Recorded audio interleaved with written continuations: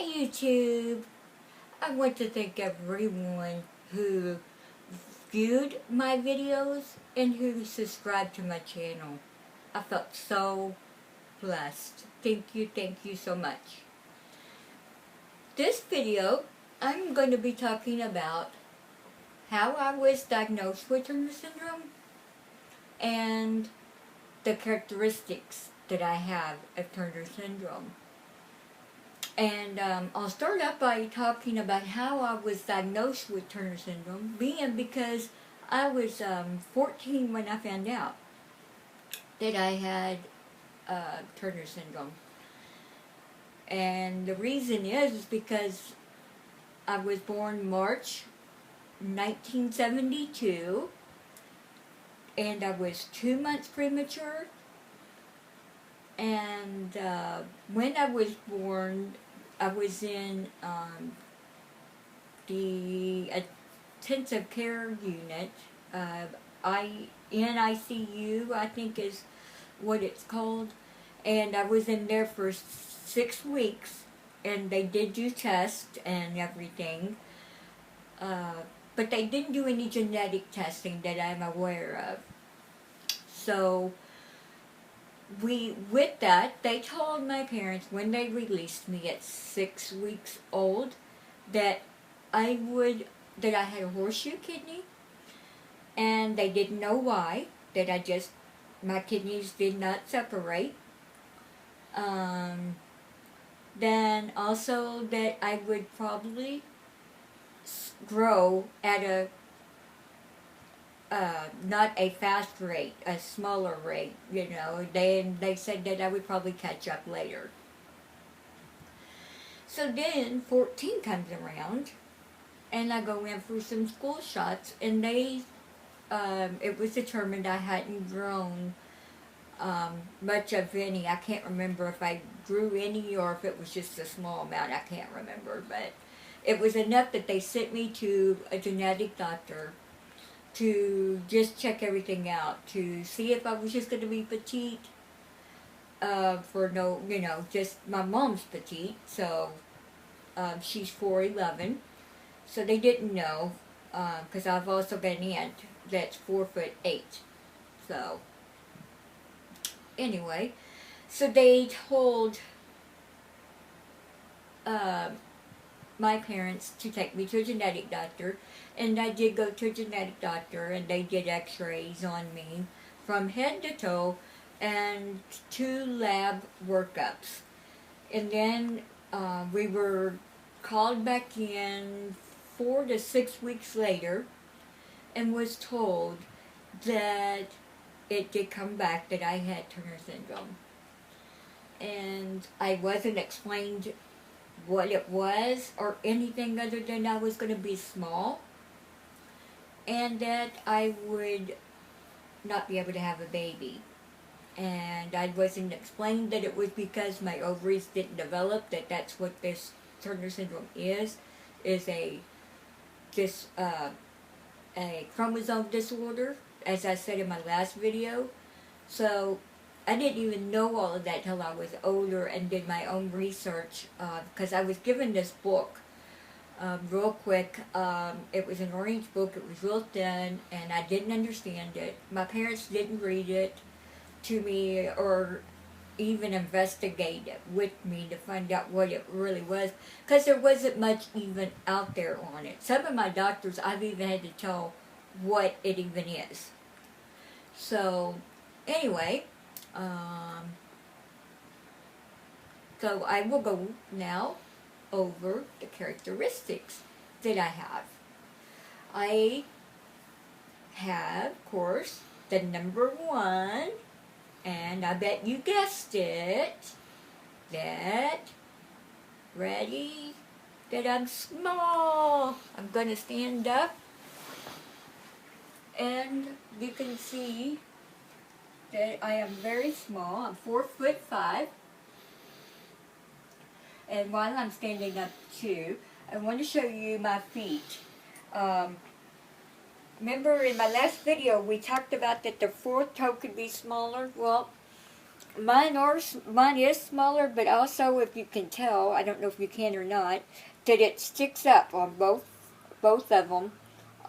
That fourth foot sticks up, and I used to be real self-conscious of it, but I'm not too much now. Somewhat, but not near as bad as I used to. Before, you wouldn't have been able to see it on video. So I've come a long ways on that. So I've also got the small jaw, as you can tell, which causes crowded teeth because I have such a small mouth that they're it's too small for 32 teeth, I think is what we're supposed to have. And I don't have enough room. So, my wrist is, both are done this way. My wrist is slightly turned in toward my elbow. Let me take off my watch real quick and I'll show you that this one does it too, but not near as bad as the right one. I also have, as I said, the horseshoe kidney. I have the hearing from the infections that I've had over the years. I've had to have tubes in my ears. Actually, not tubes, just one set. When I had my tonsils and adenoids taken out, due to my sinus cavity being small, I got sinus infections all the time, which would always go to my ears. So, but the tubes didn't really help, so that's why we've only had one set of tubes. I do have the farsightedness in the eyes that I talked about last time. I just don't wear my glasses like I should. I have also I have scoliosis on my back, with my back I should say. I had a spinal fusion done from top to bottom. It goes from here to here. When I was 15, which would have been in 87, I actually was just 2 days from being turned. I had just turned 15 for 2 days when I had that done. So I was very young, so I recovered fairly quickly. I was back pretty much doing everything within a year. I also have the learning disability where I struggled with math and reading a lot in school, but with God's help I did work my way out of them in my junior year. But I did go back for English and special ed to make sure that we didn't run into any problems with me graduating. Plus I felt I needed that extra help too, which it did help with even my other classes that I was taking. With the learning disability, I have the ADD, the attention deficit, where I have trouble focusing for a very long period of time. I'm wanting to do clean, when I clean, I'll clean over here, and then I'll clean over here, and before I could finish one room, I was already to another room, which I've gotten a lot better with that over the years.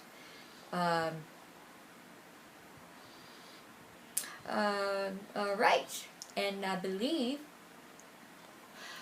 and also, I have migraines. That necessarily isn't part of Turner syndrome, but quite a few of the ones I've talked to with TES has migraines. I'm in pain management and have procedure done where I get an injection in the back of my head right here. So I'll have to make a video if you would like me to. Put in below in the comments if you would like me to or not. That would help me to know where you guys want me to go with this. And the other times that I go, I'll be trying to get my bone density test done again and all of that, because last time that was, like I said, at 50%, and I'll do a update when I have that done. So I will end this by saying, if you like this video, please give it a big thumbs up, and if you haven't subscribed already, please subscribe to my channel so that you will know when new videos are out. And I will see you in my next video. May God bless you guys. Have a great day. Bye, YouTube.